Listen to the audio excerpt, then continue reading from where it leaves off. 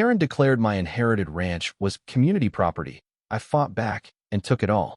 Imagine inheriting your ancestral ranch, only for a self-appointed HOA president to declare it community property and try to seize it.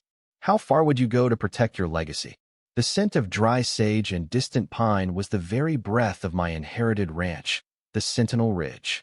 It wasn't just land. It was a living, breathing testament to generations of my family's grit and dedication. For over a century, the Devereaux family had carved a life out of this rugged Montana landscape, raising cattle and preserving its wild beauty. I, Jackson Devereaux, a former wildlife conservationist, had returned to honor my grandfather's dying wish to protect this land from encroachment. Our property lines, defined by ancient survey markers and deep-set fences, were inviolable. Then came Karen, not with a friendly greeting, but with an official-looking document and an air of chilling entitlement. I was repairing a weathered section of fence near the eastern boundary when a sleek, black Range Rover pulled up, kicking up a plume of dust. Out stepped a woman in a severe, expensive pantsuit, her face a mask of determined self-importance. This was Brenda Albright, the notoriously aggressive and litigious president of the Eagles Crest exclusive community, a new, sprawling luxury development that had recently expanded right up to our eastern border. "Mr. Devereaux," Brenda announced, her voice sharp and piercing, cutting through the peaceful morning. "I'm Brenda Albright, president of the Eagles Crest HOA. I'm here to inform you that effective immediately, a significant portion of your ranch has been redesignated as community open space for Eagles Crest residents. It offers unobstructed scenic views and recreational access that were incorrectly classified as private land. This redesignation is a crucial part of our master community plan and ensures equitable access to natural resources for our members.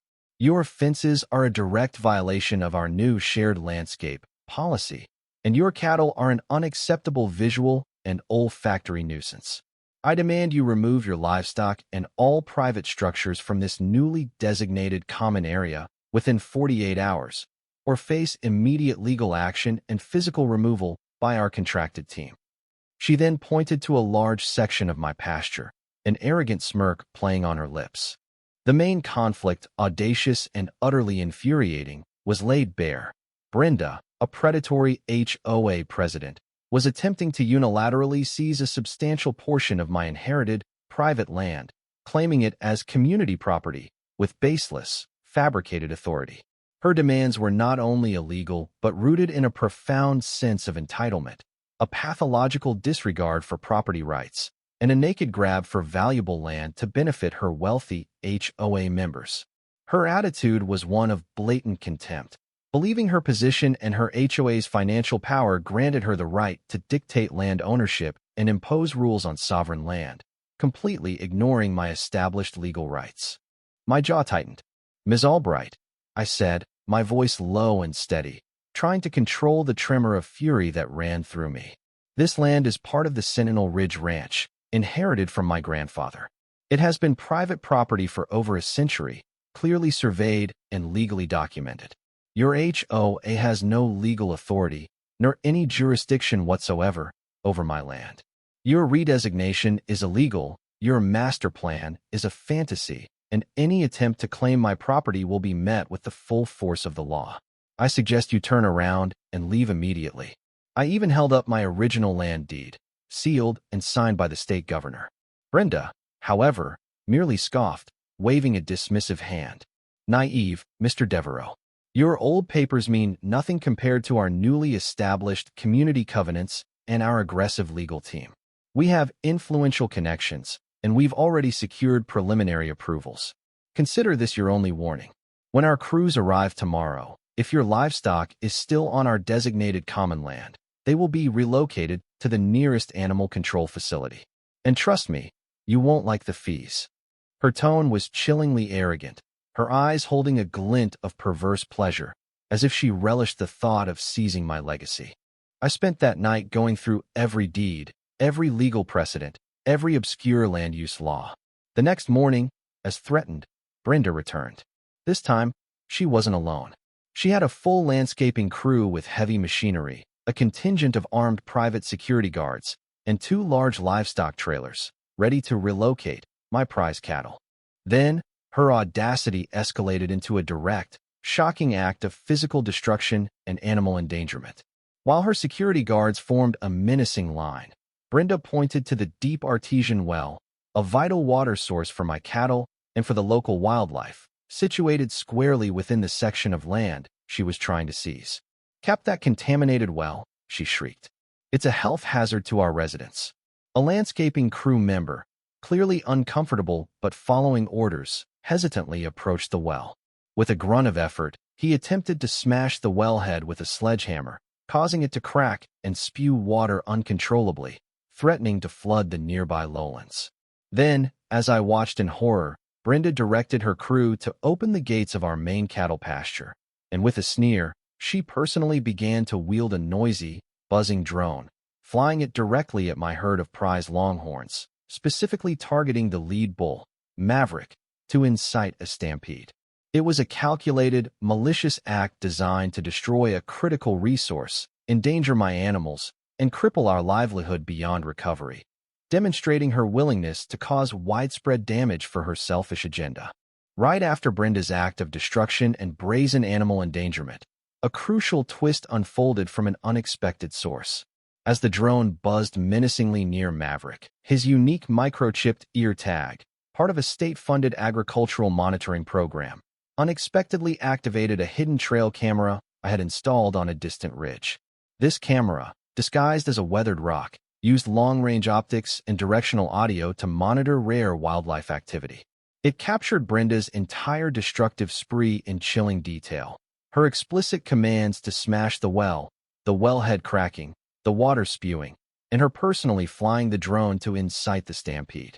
Crucially, the camera also picked up a phone conversation from a few days prior, where Brenda was heard speaking with a local county commissioner, explicitly stating her intention to declare eminent domain on portions of the ranch, using falsified environmental reports and fabricated safety concerns to drive down the land's value, allowing her to acquire it for a fraction of its true worth for a massive, unannounced private development project. The larger consequence of Brenda's actions became terrifyingly clear. The artesian, while she had damaged, wasn't just for my cattle. It was a critical emergency water source for the entire regional fire department, especially vital during the dry summer months for battling wildfires that frequently threatened both our ranch and her precious Eagles Crest community. Her deliberate destruction of this well, combined with the endangerment of livestock, Maverick was a critically important breeding bull for a regional heritage cattle program, and the attempted fraudulent land seizure wasn't just a petty act of malice. It directly jeopardized public safety, undermined a vital conservation effort, and threatened the very ability of emergency services to protect the entire region. Her petty vendetta had escalated into a direct assault on both public safety and crucial ecological and agricultural resources, elevating her personal malice to a matter of profound civic and environmental significance. Armed with my irrefutable wildlife camera footage, including the eminent domain conspiracy and the fabricated environmental reports, the furious regional fire chief, and my own burning desire for justice, I was done being subtle. When the county sheriff's deputies, along with state troopers and a state agricultural agent, finally arrived to deal with the chaos, Brenda was in full performance mode, loudly complaining about unruly animals and uncooperative landowners. "Officers, this man is resisting. His property is a fire hazard." "Actually, Ms. Albright," I retorted, my voice cutting through her bluster, amplified by the news cameras that had just pulled up, having been tipped off by the fire chief.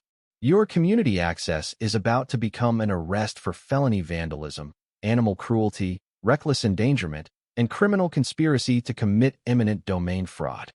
I then projected my wildlife camera footage onto a large, portable screen for the deputies, troopers, and the news crew.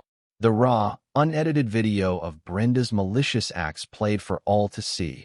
Her directing the well's destruction, the water spewing, her personally flying the drone to incite the stampede, and the damning audio of her explicitly stating her plan for eminent domain and the fabricated reports. The officers looked aghast, and the assembled news crew gasped. Brenda's face went from smug confidence to utter, white-faced terror. That's manipulated. That camera is illegal. This is a malicious attack on my character and the HOA's integrity, she shrieked, desperately trying to manipulate the situation, her voice shrill and breaking. She started pointing fingers, trying to blame Maverick, me, anyone but herself. Just as her pathetic denials reached their peak, the silence was shattered by the distinct wail of additional sirens. More state trooper vehicles, but also a sleek black SUV marked FBI, white-collar crime unit, pulled up. Out of the lead vehicle stepped a grim-faced special agent, followed by a representative from the Department of Justice, Land and Natural Resources Division, and the furious regional fire chief. The DOJ representative spoke first, his voice cold and cutting. Ms. Albright, your actions have directly impacted a critical public safety infrastructure and a federally protected land resource. This is a severe federal offense, carrying significant prison time. The FBI special agent stepped forward. And Ms. Albright, we've also been investigating reports of widespread fraudulent land acquisition schemes and financial irregularities within the Eagles Crest HOA, specifically regarding the coercive acquisition of adjacent private properties and the diversion of HOA funds to shell corporations ostensibly for community expansion projects. Your documented acts of felony vandalism, animal cruelty, reckless endangerment, and conspiracy to commit eminent domain fraud align perfectly with these ongoing investigations. Furthermore, we have evidence of significant sums of HOA funds being diverted to offshore accounts linked to your shell corporations, ostensibly for development projects that never materialized, and a history of utilizing aggressive tactics to drive down property values for cheap acquisition. A nervous murmur rippled through the gathered Eagles Crest residents, who had followed the commotion, as one stammered to the FBI agent. She told us the community expansion fees were for our new private golf course extension. We had no idea the money was going to her cousin's consulting firm in Panama. It was a chilling revelation. Brenda wasn't just a busybody. She was a criminal mastermind, systematically defrauding her own members, attempting to seize valuable land through illegal means, and sabotaging critical public safety initiatives for massive personal profit, with the community property claims merely a cover for her grand scheme. A past incident, whispered among her former colleagues, revealed that Brenda had been previously disbarred from a regional land development board for systematic fraudulent land dealings and abuse of public trust. The consequences for Brenda Albright were immediate and utterly devastating. She was arrested by federal and local authorities on multiple charges, including federal offenses for conspiracy to commit eminent domain fraud, felony vandalism, animal cruelty, reckless endangerment, and later, as the full extent of the fraud was uncovered, for massive embezzlement, wire fraud, and racketeering.